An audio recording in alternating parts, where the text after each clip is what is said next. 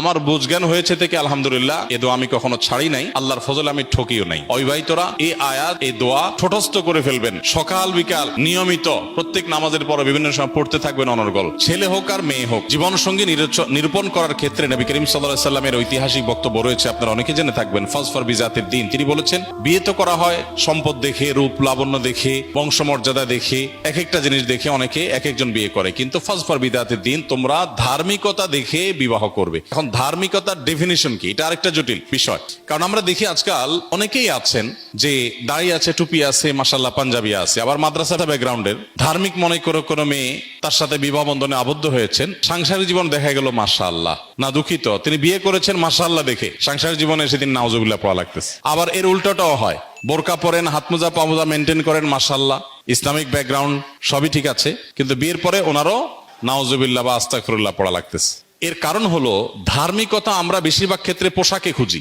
ধার্মিকতা আমরা যতটা পোশাকে খুঁজি, আসলে পোশাকে এতটা ধার্মিকতা নাই। তাহলে ধার্মিকতা কিসে?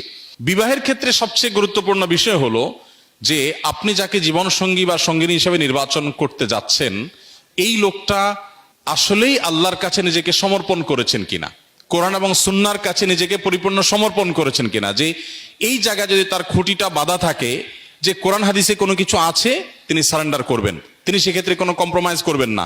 তার যত জেদ থাকুক, যত কষ্ট থাকুক, যত কিছু থাকুক, আল্লাহ এবং তার রাসূলের নির্দেশ পাওয়ার পর তিনি মাথা নত করে ফেলেন।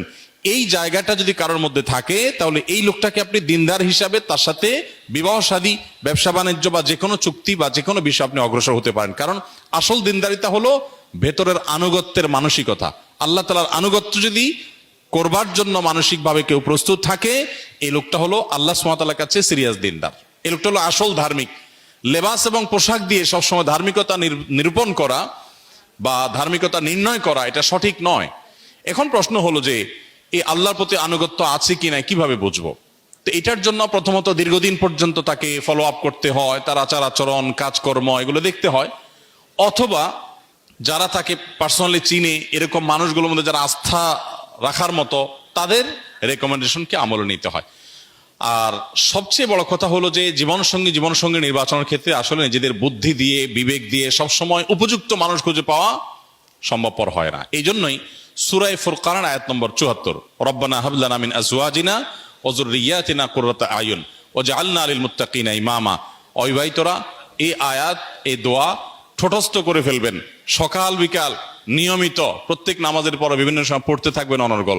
আমার বুঝজ্ঞান হয়েছে থেকে আলহামদুলিল্লাহ, এ দোয়া আমি কখনো ছাড়ি নাই, আল্লাহর ফজলে আমি ঠকিও নাই।